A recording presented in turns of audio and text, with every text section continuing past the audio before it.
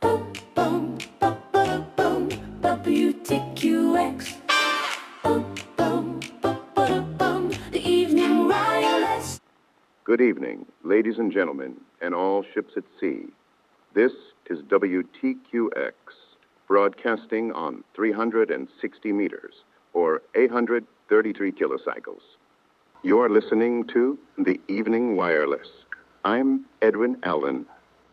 We're pleased to have you with us this evening, wherever you may be listening in from around your wireless set. We invite you now to settle comfortably and to consider with us the events and observations of the day as we present them to you. And we thank you, friends, as always, for your kind attention. Ladies and gentlemen, permit me a moment to speak on a matter that touches the safety of our children and the responsibility of every motorist. From today's papers comes a report that merits our careful attention, and I should like to share it with you now. From the Washington Post comes a matter of grave concern to all who traverse the streets of our growing cities.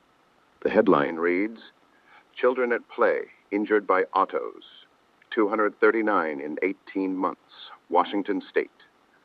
A sobering tally, and one that speaks not merely to misfortune, but to a failure of vigilance on the part of those who command the motor car.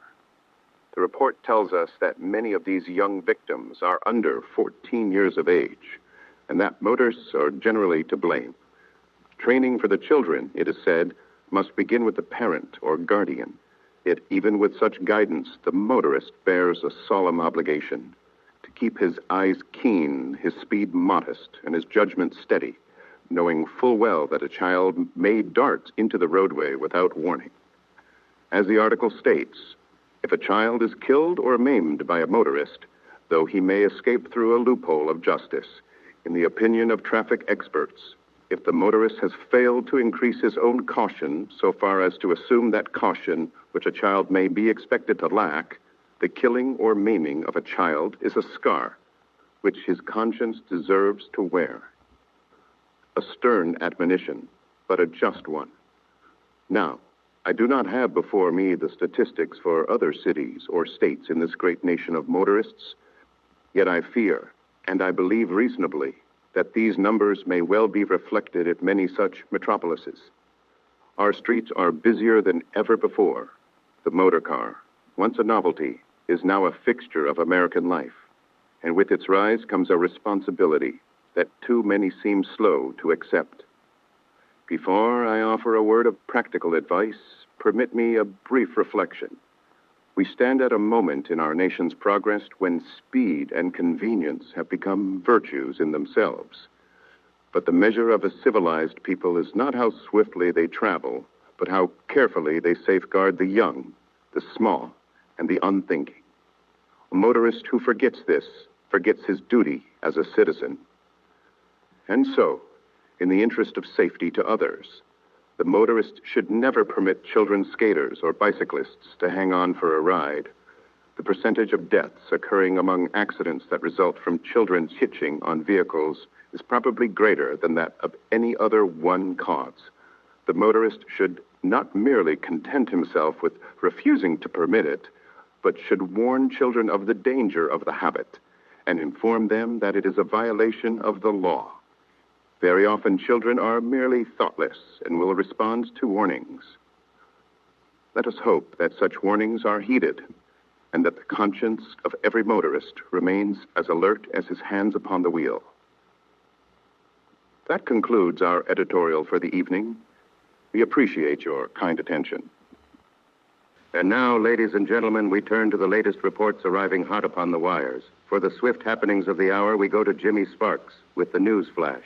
Hot off the wires, folks. Here's what's breaking. Washington, airplanes from now on must carry license tags similar to those on automobiles. Makes it easier to spot the fella who nearly clipped your chimney. Chicago, club yields champagne and raid. The Tourney Club raided found to have bottles of spirits as prohibition officers. I don't think those were bottles of ghosts, folks. Cleveland, 2 streetcars collide at Public Square. Dozens shaken. No serious injuries. Sure they weren't dancing the Charleston? Iowa, Local grower claims prize pumpkin weighs in at over 140 pounds, big enough to feed the whole county or flatten it if it rolls downhill. Ohio. 6-year-old boy successfully delivered to grandmother by parcel post. Officials say the child rode comfortably and arrived on time. Where did they put the stamp kid? New York. Mechanical trouble on the Lexington subway line causes morning rush hour standstill. Same old story. You get there faster walking if you don't mind the hubbub. Minnesota. 12-year-old hailed as hero after pulling neighbor's terrier from the water. Kid's got more backbone than half the grown men I know. Georgia. Early risers report bright comet-like streak across morning sky. Astronomers investigating. If it's coming this way, I hope it's got a license tag like those airplanes. Well, that's the latest. Now back to the desk. Our thanks to Jimmie Sparks for those rapid bulletins. We now invite you to consider the day's contests of strength, skill, and endurance, and the greater meaning they hold for us all. Here is Colonel Davies with the measure of men. Good evening. The field of sport never tires. The Portland Longshoremen and the Seattle All-Stars were given a thorough schooling this past week by Harold Red Grange and the touring Chicago Bears. It was a display of athletic discipline, courage, and mechanical precision rarely witnessed on the gridiron. Strength, speed, and resolve moved as one, each play an exhibition of practiced command. Even those whose loyalties lie elsewhere must concede that such mastery deserves acknowledgement. One does not often see history taking shape so plainly before their eyes, nor manly excellence carried with such authority. With regards to the ponies, New Orleans this Sunday, the mare, Hopeless Georgia, pressed forward through a crowded field to claim the purse, while in Miami, Who Knows Me surged late and wide to secure a determined victory. The novelty of such contests and the curious memeing of their champions continue to draw public amusement. Yet the horse, long a companion in labor and travel, deserves regard beyond spectacle. In patience, training, and endurance, the animal teaches lessons too easily forgotten when speed alone is prized. Not all contests improve the character of those who stage them, nor of those who observe them. In such matters, restraint remains the greater virtue. The upcoming bout between Jack Dempsey and Gene Tunney promises another study in contrast. Tunney, disciplined, methodical, reflects the careful construction of victory. Dempsey, raw and relentless, reminds us that controlled savagery has its purpose as well. History has shown that greatness is often forged between those opposing forces, where training meets will, and survival becomes ambition. In all such contests, may we remember that skill refines power, discipline tempers passion, and character outlives triumph. I have been Colonel Frederick Davies with The Measure of Men. Our sincere thanks to Colonel Davies. And now, friends, a word from our sponsors. This portion of our broadcast is presented by Squibb, makers of Squibb's Dental Cream, the dental cream with scientific vigor. Squibb! Squibb! Squibb Dental Cream! If your smile has lost its sparkle and your mornings feel a fright, if your teeth lack vim and vigor, ashamed of your pearly whites, try Squibb's Dental Cream, oh my. No solvents or liniments or dye. With milk of magnesia, pure and gay, your gums safe from acid decay. Squibbs keeps you smiling bright, From morning, noon, and night, gives every grin a lively bite. such a lovely delight. Made with science we can't explain. Trust Squibb, the man with the brain. Oh, Squibb's Dental Cream, the smudgest, just 40 cents at your local druggist. With milk of magnesia on your gums, show your biggest smile to all your chums.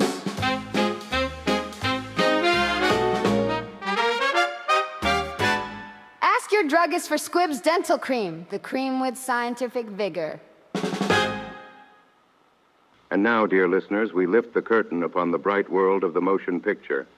For the latest whispers, triumphs, and tremors from Hollywood, we present Miss Vivian Cross with the Hollywood Eye. Oh, good evening, dear listeners. And what a thrilling week it has been in Hollywood. First and foremost, all eyes are fixed upon the radiant Miss Clara Bow and our newest moving picture, The Plastic Age, which opened just last month and has already set the town absolutely abuzz. Absolutely. Audiences are lighting up in great numbers, eager to glimpse Miss Bow in her most daring and flapperish role yet. And truly, dear friends, she does not disappoint. With her sparkling eyes, vampish smile, and that unmistakable modern spirit, Miss Bow captures the very pulse of the times. Her gowns are daring, her dancing lively, and her energy leaps straight from the screen. One leaves the theater feeling positively giddy, positively, and more than a little enchanted.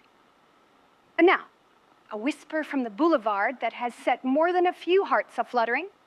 The handsome Mr. John Gilbert has been seen in the company of a mysterious blonde at the Chocadero. A striking figure, pale as midnight, its eyes deep as pitch. Though no names are spoken aloud, many believe the lady to be that European screen marble, Miss Greta Garbo. If true, one can scarcely imagine a more romantic pairing. I sincerely drip with envy. And finally, dear listeners, there is a most intriguing murmur drifting through Hollywood's inner circles. Talk of motion pictures that may one day give us sound. Yes, sound. Some claim experiments are already underway. Just imagine hearing the gentle tones of Miss Mary Pickford. Oh, or the deep and handsome voice of Mr. Richard Dix, carried directly from the screen to our eager ears. Ah, what wonders may yet be ahead. I, for one, cannot wait. Until next time, dear friends, this is Vivian Cross with the Hollywood Eye. Our thanks to Miss Vivian Cross for that lively glimpse behind the velvet curtain of Hollywood. One cannot help but feel the excitement she so kindly shares. And now, dear friends, we turn to a voice long trusted in matters of the heart and home. Each evening, her counsel has brought comfort, clarity, and steady guidance to countless households. We are pleased to present Diedre Kildare with Women's Counsel. Good evening, ladies. Tonight's letter comes from a young wife who signs herself Mrs. Chum Chance, and it touches upon a difficulty many married women quietly face. You say that you are married to the dearest man in the world, and that you are very happy together, save for one fault. Your husband is jealous of your chum and grows positively mad whenever you see her or invite her to visit. Your husband is probably unnecessarily green-eyed, but it is only natural for a man to wish to be his wife's best chum and to feel that he suffices her and that she needs no other friend when he is around. That is, no intimate friend. Consequently, he is hurt and mortified when he must have some family member or old school chum beside him for company. Also consider that your friend is not endeared to him by old school day ties as she is to you. He has not been off with her on good times as you have, and therefore he has not the endless repertoire of experiences to thrash over. To wit, she probably bores him stiff. When a man marries a girl, he does it to get her for himself. When he comes home, he wishes to monopolize her. He does not want all her old friends cluttering up the place. When you get married, dear lady, there is just one person to chum with, and that is your husband. Give all the others up. Yours sincerely, Diedre Kildare. Thank you, Miss Kildare, for your kind and steady counsel. We know how greatly your words are trusted and how many women listen each evening with grateful attention. And now, friends, a word from our sponsors. This portion of our broadcast is presented by Sylph Gum, scientifically prepared with vital glandular extracts. Just chew and lose the weight.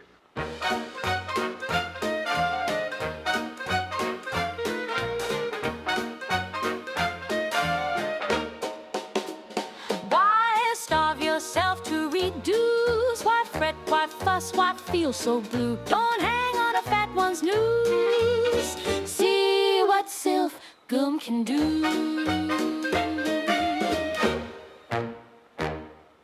You chew it like gum. yum, like ordinary gum. Safe, easy, pleasant, oh, it's second to none. No diets, no exercise, no dangerous drugs. Just a teeny little chew with teeny little shrugs. 11 doctors up above the store. 2/3 recommended, who could ask for more? Professor Bud Long lost 25. Miss Mabel Sears is 50, gone, I feel alive now. It won't work miracles, not overnight. Won't take 20 pounds in a week with a single bite. But chew irregular, steady as you go. And watch that weight drop, oh, don't you know? It's the genuine Silph, except no imitation. Guaranteed safe by Silph Company's innovation. It's the desiccated animal thyroid sensation. So if your drug is out, don't stay a pork cent to 9 West 60th Street, New York. 50 cents a box, what a rate. Chew Silph, chew Silph, Silph gum and lose the weight.